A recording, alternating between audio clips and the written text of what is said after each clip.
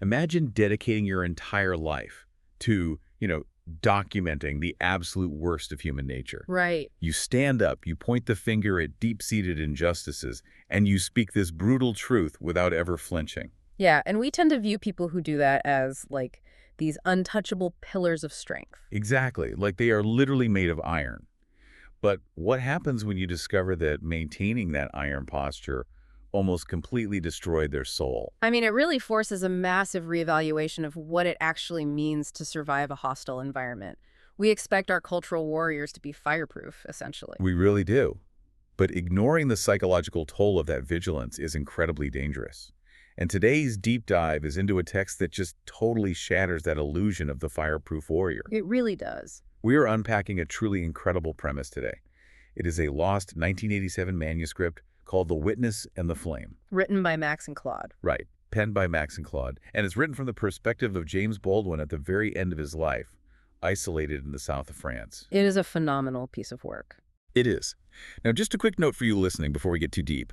As we explore this manuscript, we are breaking down Baldwin's specific worldview and his experiences with systemic racism exactly as these authors recorded them. Right, we're looking at the text itself. Exactly. Our goal here isn't to take a political stance or endorse a specific ideology, but to impartially analyze the really profound survival blueprint that's outlined in this text. And it is a blueprint on how to survive a world that feels incredibly heavy, without letting that world destroy your soul. Okay, let's unpack this. Because the core tension we are looking at is this shocking confession from Baldwin himself. Right. After decades of being the angry prophet to the media, the ultimate witness to America's racial horrors, he realizes something devastating. Witnessing is not enough. It is a staggering admission for someone whose entire legacy is built on testifying to reality. Yeah. The core thesis he arrives at is that simply recording horror, no matter how righteous, eventually hollows you out. Because if your only function is to observe and critique, you turn into a mechanical camera. You become an aperture, yeah. To actually maintain your humanity, you have to move from merely witnessing the world to actively transforming your own internal landscape. I kept thinking about this idea of the mechanical camera, and it translates so perfectly to the concept of a human dash cam. Oh, that is a great way to put it. Right, if you live your life as a dash cam, you are perfectly positioned to capture the crash. You record the exact moment of impact, the shattered glass, whose fault it was. But a dash cam cannot heal the victims on the asphalt. Exactly. It cannot heal itself. It is just cold, plastic recording trauma. Baldwin realizes that by defining himself purely in opposition to a racist society, he was still living inside a cage. He had just changed masters. Yeah, his entire identity had become nothing but a reaction. What's fascinating here is that the manuscript traces the origin of this psychological trap directly back to Baldwin's father. Oh, the preacher. Right. His father was a preacher who constructed this incredibly rigid, impenetrable armor to survive the daily degradations of the Jim Crow era. Which makes sense. Yeah. Sociologically, we can understand why that armor was necessary. Absolutely. If the external world is constantly attacking your dignity, you have to build a hard shell to protect your core. But the text delves into the tragic mechanism of that defense. The armor literally fused to his skin. It did, because when you walk around with your muscles tensed 24 hours a day, bracing for a blow, you eventually lose the physical and emotional ability to relax, even when you are safe. Wow. Yeah, you just forget how to take it off. Precisely. The father preached about love from the pulpit, but the manuscript describes a man who was eaten alive by his own defensive hatred. He turned into a cruel, unyielding figure. Right, who couldn't take the armor off when he came home to his own children. The tragedy is that the armor designed to keep the world from crushing him ended up crushing him from the inside out. And Baldwin spent his formative years terrified of becoming his father, right? Yeah, only to realize decades later that he had built his own version of that exact same suit of armor. He was just utilizing righteous anger instead of fundamentalist religion. Which leads to an incredibly poignant confrontation in the text between Baldwin and his brother David. This is such a crucial moment. David sits him down and asks this piercingly simple question. He says, "Do you ever get tired of being angry?" And Baldwin's initial instinct is, of course, totally defensive. Right. He argues that the anger is merely a reflection of the truth. It's a necessary tool for pointing out injustice. But David zeroes in on the fatal flaw in that logic. If anger is your only fuel, if you cannot remember who you are without the rage, then the people you are fighting have already won. They have successfully stripped you of your joy. Exactly. David introduces a crucial distinction here. Surviving means choosing to have a life, not just a cause. Because if your entire identity is built on opposing something, you don't actually have an independent identity. You are just the negative space of the thing you hate. It's a really stark realization. It is. But that brings up an agonizing paradox. You genuinely need the armor to survive the external blows. Yeah, you do. But that very same armor suffocates the softness and the vulnerability required to actually experience love. Yeah, and the manuscript illustrates this double bind through a deeply personal tragedy. The story involving Baldwin's lover in Paris in the late 1940s, a Swiss painter named Lucien. The psychological breakdown of this relationship is, it's one of the most haunting sections of the text. It's devastating. Lucien saw what the manuscript calls an interior light in Baldwin, and he loved him unconditionally. But Baldwin was utterly terrified of his own tenderness. We have to look at the mechanics of vulnerability here. To accept love, you must lower your shield. Right. But if you have been conditioned to believe that the world wants to destroy you because you are black and queer, lowering that shield feels indistinguishable from suicide. So the instinct for self-preservation just kicks in, and it actively destroys the connection. He used his armor as a weapon against the person trying to care for him. Baldwin deliberately drove Lucien away. He was picking fights and pushing him out, essentially to prove to himself that he was unlovable. To justify keeping the armor on. Exactly. And the devastating consequence is that 2 years later, Lucien died by suicide.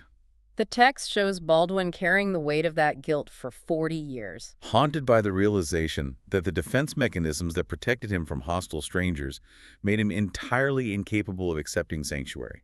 And the authors explicitly contrast Lucien's tragic fate with the life of another man Baldwin deeply loved, Beauford Delaney. Oh, Beauford. Beauford was a black, queer painter living in Parisian poverty, facing all the same systemic threats and prejudices that Baldwin did. But Beauford made a radical, conscious decision to refuse the armor. He really did. Instead of painting the suffering and protests that white American critics expected from black artists, Beauford insisted on painting joy. He painted radiant, abstract light. He refused to let the external gaze dictate his internal vision. Wait, I actually need to push back on this framing for a second. Sure. Because the manuscript also details how Beauford ended up.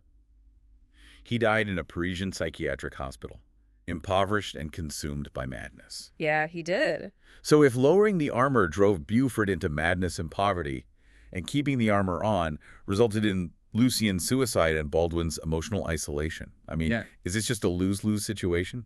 It absolutely looks like a bleak double bind on the surface. Right. Is the text arguing that claiming sovereignty over your own perspective is a victory, even if it literally destroys you? Well, the manuscript is proposing a fundamental shift in how we measure victory. Baldwin reaches the conclusion that Beauford actually won. Wait, really? How? Because his legacy was never about successfully dismantling the racist institutions that impoverished him.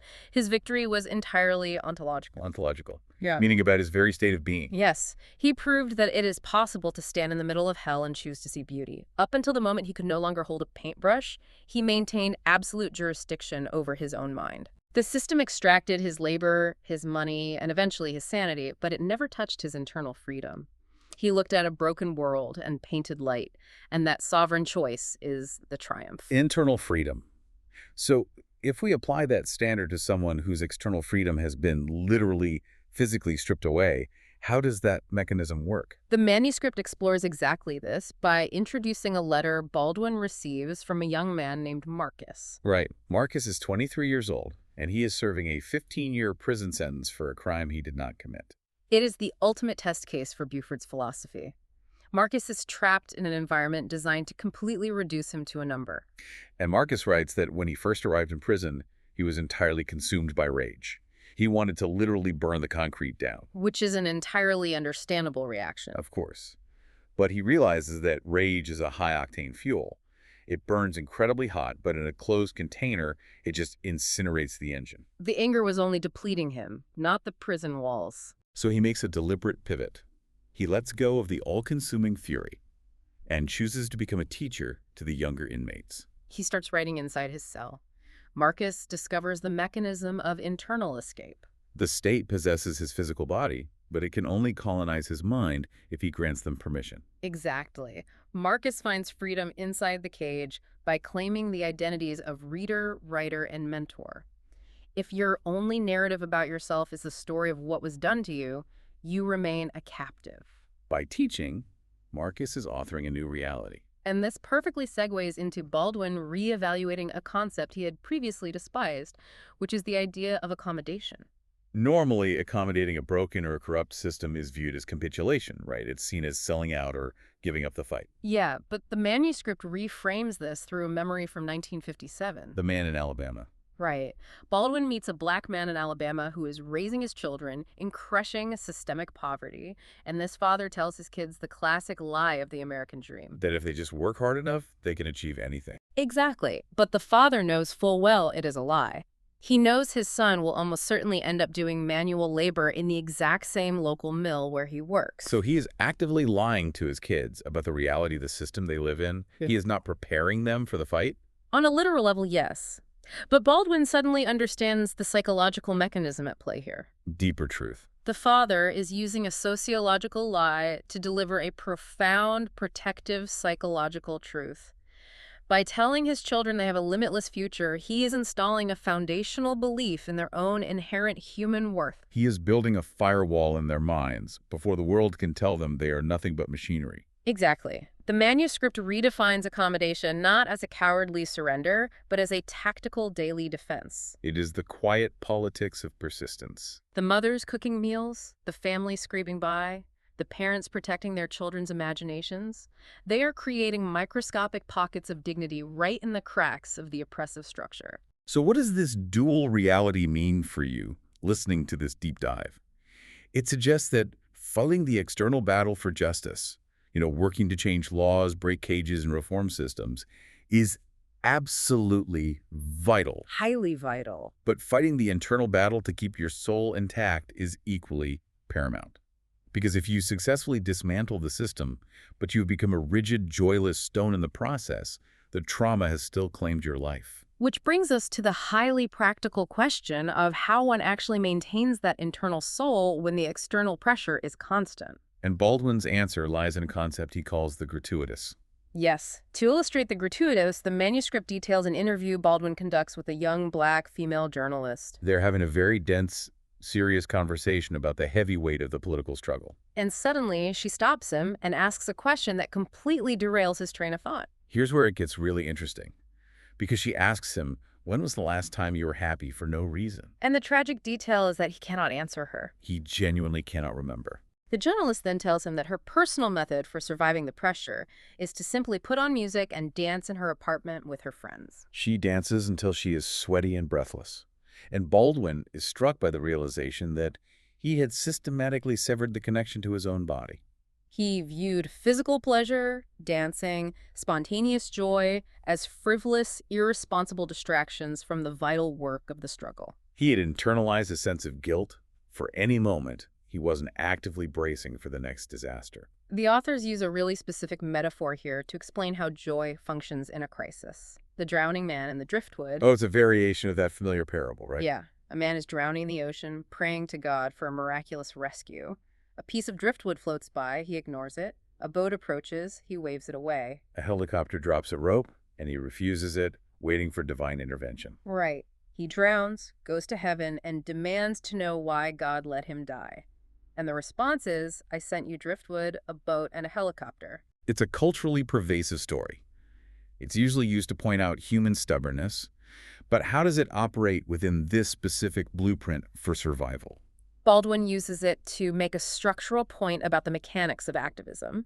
He realizes he has spent his entire life pushing away the driftwood. He was waiting for a grand, systemic miracle. The total, immediate moral transformation of America. And while holding his breath for that massive structural miracle, He ignored the small, ordinary joys floating right past him. The music, the kitchen dancing, the sound of his mother singing. He categorized those moments as distractions from the swim. Yet exactly the opposite is true. Yes, the manuscript argues that these gratuitous small joys are not distractions from the fight. They are the oxygen tanks. They are the driftwood keeping your head above water so you don't drown while swimming toward the shore. They are the living, breathing proof of the humanity you are fighting to protect. The text asks a really brutal question. If you aren't dancing, what are you actually fighting for? Wow. If you aren't dancing, what are you fighting for? That realization sets the stage for the climax of the manuscript, which details a profound physical and spiritual transformation for Baldwin in the south of France. It's an incredibly moving scene. Let's look at the physical toll at this point. Baldwin is elderly, he is world famous, he is incredibly tired, and his body is beginning to fail him. It is dawn. He leaves his writing desk, walks out of his house, and goes down to the freezing French River outside his window. He takes off his shoes, rolls up his trousers, and steps barefoot directly into the freezing current. It functions as a complete baptism, a washing away of the archetype he had been forced to inhabit. He stands in the freezing water, and he begins to cry, which then turns into loud laughter. And he actually speaks to his own body. Apologizing to his flesh. Yes, apologizing for treating his physical form purely as an instrument for political struggle, and for denying himself the simple animal sensation of cold water on his skin. If we connect this to the bigger picture, this moment resolves the central metaphor of the entire manuscript. Stone versus water. Baldwin's father attempted to be stone. He tried to be hard, unyielding, and totally solid to deflect the world. And because stone cannot bend, the world eventually shattered him. Baldwin recognizes, standing in that river, that survival requires becoming water. Let's break down how water operates compared to stone. Water yields. It flows around obstacles rather than taking the full force of the impact. And water cannot be shattered by a hammer. It takes the shape of whatever container it finds itself in. Yet through sheer, quiet persistence, water possesses the power to erode stone. So choosing to be water means choosing cognitive flexibility. Exactly. It means remaining present in your body and staying porous to joy, even when you are surrounded by horrifying circumstances. It is also the moment he finally honors his unkept promises. The text reveals that on her deathbed, Baldwin's mother made him promise to let himself be happy. Not to wait until the world was perfectly fixed, but to find happiness in the present moment. And his brother David's dying wish was identical. Promise me you'll try to be happy. By stepping into that freezing river and allowing himself to feel shock and laughter, Baldwin is choosing to be Jimmy, the fragile human being, rather than James Baldwin, the rigid literary symbol. He is rejecting the false binary the world attempts to impose on us. The false choice of either. This deep dive into the witness in the flame reveals a really vital lesson. Whether you are confronting vast systemic injustices or whether you are just trying to navigate a corporate culture that attempts to flatten your identity into a single label. You must embrace both and. Exactly. Yeah. You can be furiously, righteously angry at the state of the world, and you can still dance in your kitchen until you are out of breath. The ultimate takeaway here is the necessity of finding your practice. The text is explicit about this. Whether your practice is writing, like Marcus in his cell, Or painting, like Beauford in Paris. Or gardening, or cooking. You must find it and execute it religiously. you do not do it because it will magically overthrow a corrupt system. You do it because the act itself insists on your irreducible humanity. It is the daily proof that you are more than the sum of what the world tries to extract from you. You are not a dash cam. You are not simply a recording device for the world's drama. Baldwin discovered, almost too late, that his refusal to experience gratuitous joy wasn't just hurting him. It was a form of self-imposed exile from the very human race he was trying to save. When we postpone our happiness until the external conditions are flawless, we're essentially turning our current imperfect lives into a waiting room. We do the oppressor's job for them by putting our own souls on layaway. So think about your own life right now. What is the one imperfect, seemingly frivolous thing you are denying yourself because you feel the world is too serious or because you haven't earned peace yet? If you wait for a flawless world to allow yourself to feel joy, you will die waiting. What would it look like if, today, you stopped bracing for impact, took off your shoes, and claimed your right to step into the river?